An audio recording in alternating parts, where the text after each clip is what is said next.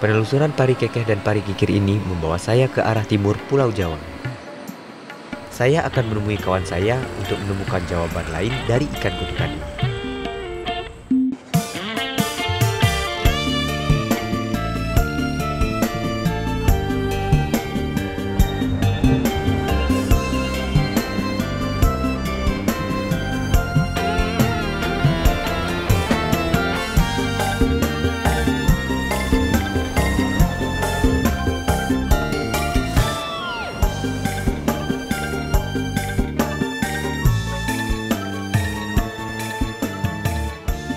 Sepanjang perjalanan saya menuju Rembang, terbentang Laut Jawa yang seolah tak berujung.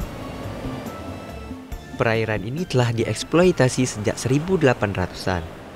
Namun, perikanan di wilayah ini masih terus memberi berkah. Lebih dari 400.000 nelayan memanfaatkan laut ini. Dengan wilayah perairan kurang lebih seluas 400.000 km persegi, memiliki tingkat pemanfaatan sumber daya ikan yang tinggi. Produksi perikanan yang dimanfaatkan di Laut Jawa tak sedikit. Lebih dari 1 juta ton per tahun dari 9 produk perikanan utama. Namun, apakah pari kekeh dan pari kikir hanya berada di Laut Jawa?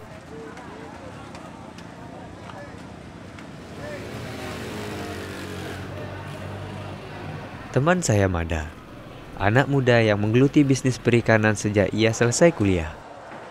Ia mengelola cold storage. Sejak SMA, ia juga telah rutin membantu untuk mencatat hasil tangkapan kapal-kapal milik orang tuanya. Itu biasanya pas pulang itu bawa berapa banyak ikan sih Mbak? Berapa basket kira-kira ya Mbak?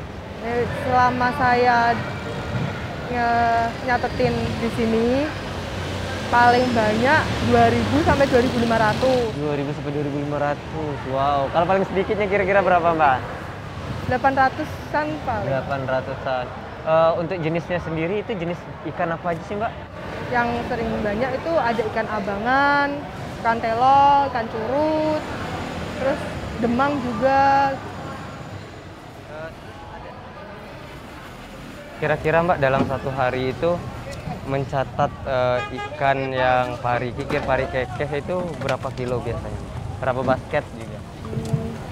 Kadang kalau masuk basket kan ketahuan. Tapi kalau per biji biasanya 20 piece. 20 piece? Ya, biji, 20 biji. Ya, 20 gini. Ya. Paling banyak.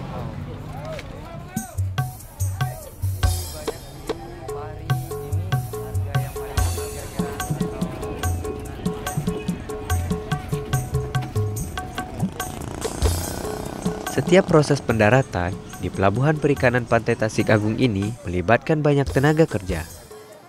Lebih dari 50 orang pekerja untuk satu kapal. Dalam setiap harinya, rata-rata ada 13 kapal yang mendaratkan ikan. Sebuah ekonomi kerakyatan yang luar biasa.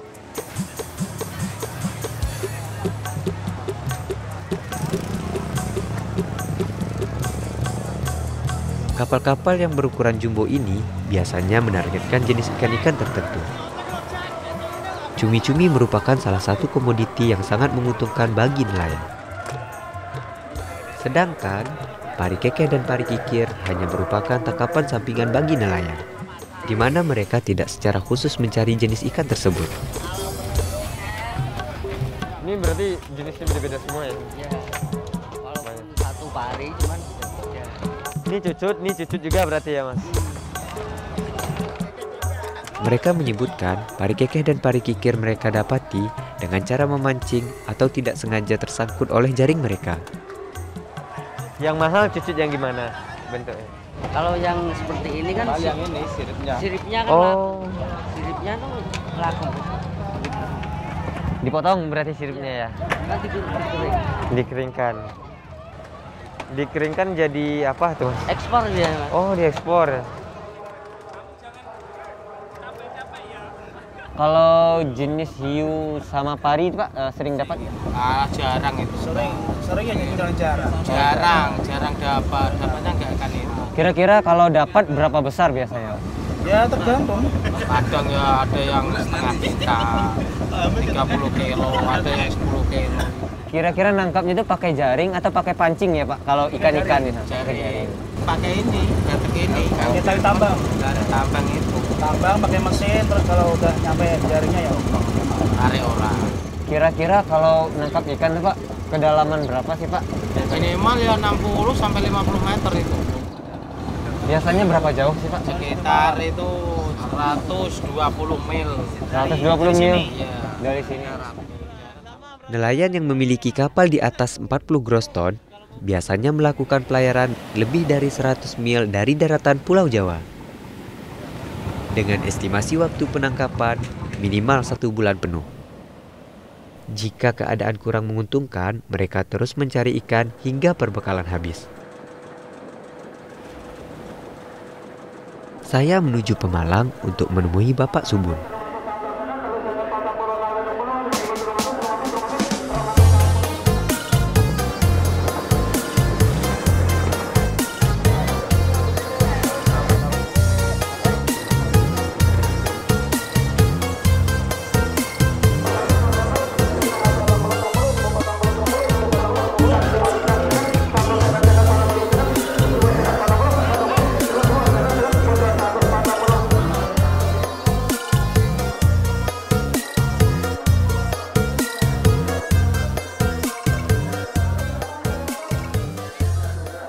Di TPI Asam Doyong ini, nelayan setiap harinya melakukan pelelangan ikan sejak pukul 7 pagi.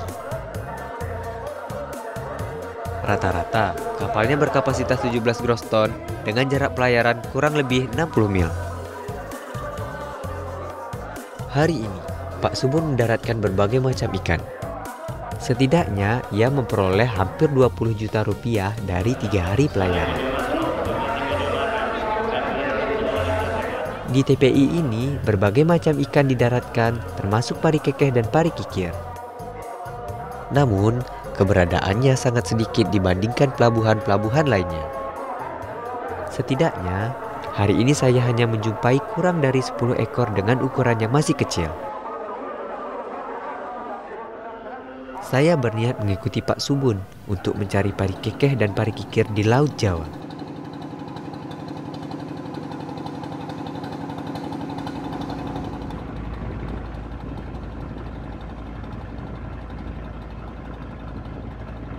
Sejak pukul 6 pagi, seluruh ABK sudah bersiap menebar jaring.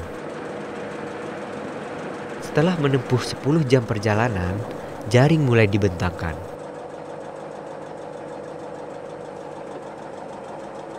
Kapal bergerak melingkar untuk mengambil ujung tali jaring. Seluruh ABK bersiaga.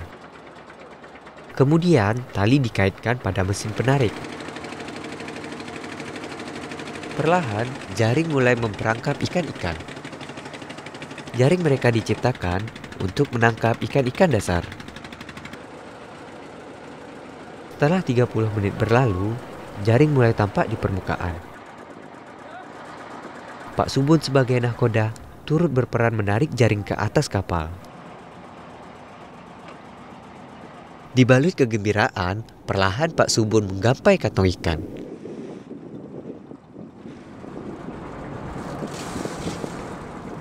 Pagi yang cukup beruntung, satu kantong terisi penuh oleh ikan-ikan berbagai jenis. Namun, kita tidak menemukan pari kekeh dan pari kikir. Sebuah permulaan yang menantang. Jaring kembali dipersiapkan. Sementara saya bersama Pak Salam mulai menyortir ikan sesuai jenis.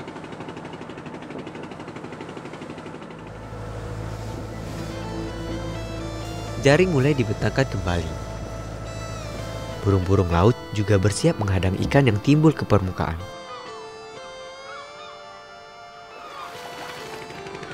Pari kekeh dan pari kikir ini merupakan ikan yang tinggal di dasar laut dan bergerombol. Pasir berlumpur merupakan habitat bagi pari kekeh dan pari kikir. Sehingga memungkinkan kita dengan mudah mendapatkan spesies ini di Laut Jawa. Pak Subun sudah bersiap, mata tertuju pada ujung jaring. Seluruh tenaga dikerahkan untuk mengangkut ikan yang telah memenuhi kantong jaring.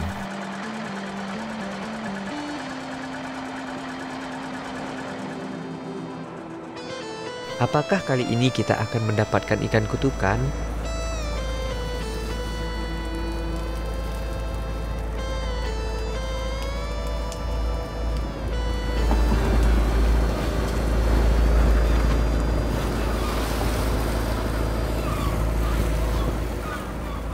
Hari masih panjang, jaring terus dibentangkan.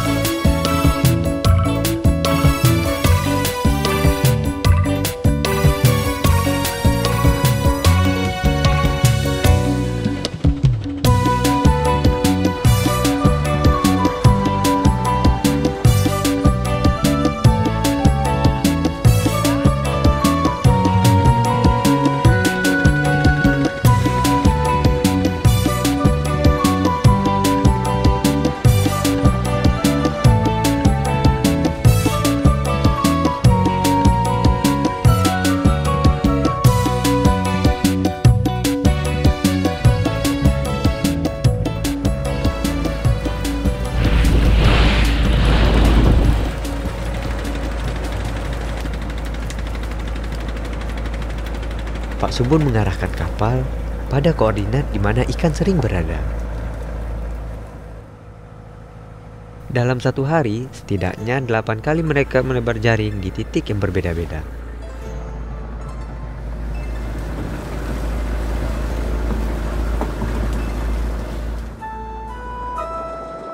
Fajar mulai menyingsing. Hari yang begitu melelahkan.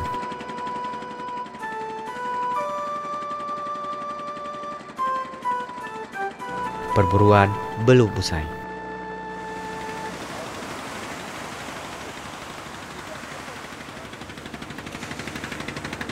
Pada tahun 2015, setidaknya 11.000 ton ikan ini pernah didaratkan di Indonesia.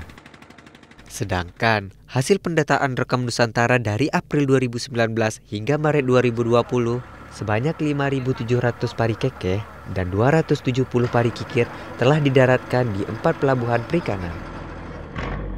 Seperti Pelabuhan Perikanan Tegalsari, Bajo Mulyo, Tasik Agung, dan Pelabuhan Perikanan Nusantara, Brondong. Meski hanya sebagai tangkapan sampingan, namun jumlah yang ditangkap cukup besar.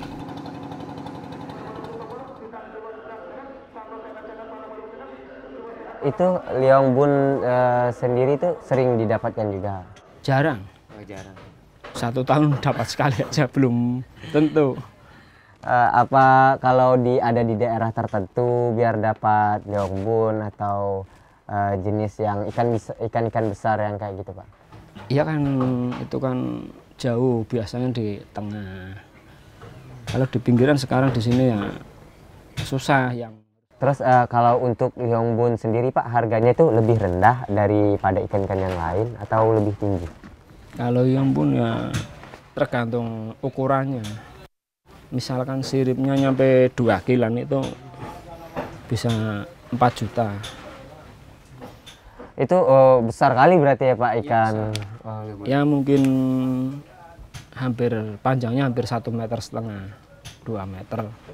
Itu sering didapatkan nggak, Pak? Kira-kira yang besar-besar gitu? Jarang sekali. Kecil-kecil juga jarang. Karena itu ikan dasar yang dekat-dekat karang. Nggak akan kelihatan dari atas. Kalau yumbun ya saya pernah dapat sekali.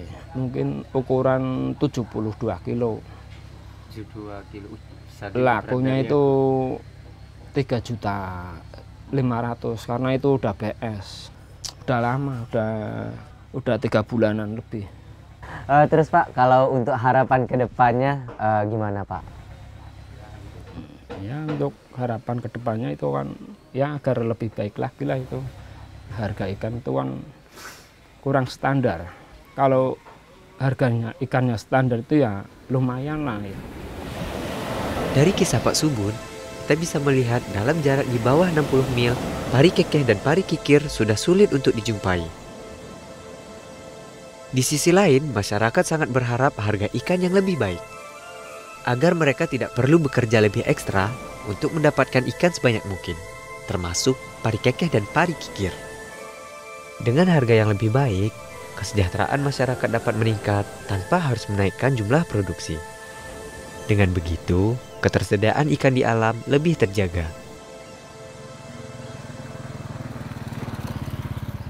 Pemanfaatan pari kikir dan pari kekeh memang banyak dilakukan di Indonesia, karena antara lain juga diolah kan menjadi komoditas seperti ikan ikan asap, itu ya memang menjadi sesuatu yang saya sendiri suka untuk dijadikan mangut begitu.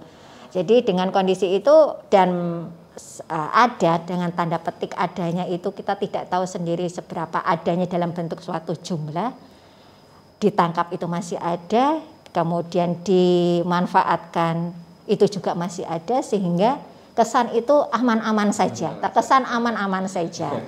Ya itu kembali lagi, kita tidak tahu soalnya data secara kuantitatif gitu terkait dengan apa yang ada di darat dan berapa yang masih ditinggalkan di laut. Kalau dampak sampai overfishing berarti kan dampak terhadap ketersediaan biota tidak ada.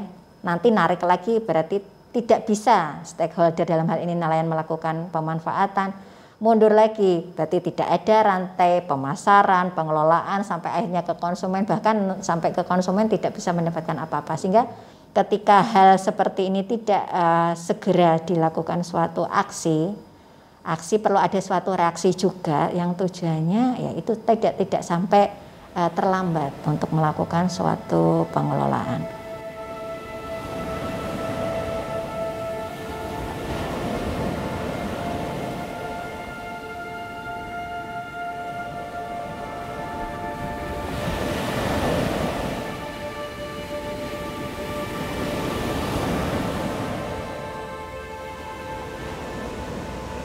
Kita telah berabad-abad mengambil banyak hal yang ada di lautan. Menikmati berkah laut hingga turun-temurun. Namun, apakah kita mampu mewarisi pari kekeh dan pari kikir kepada anak cucu kita?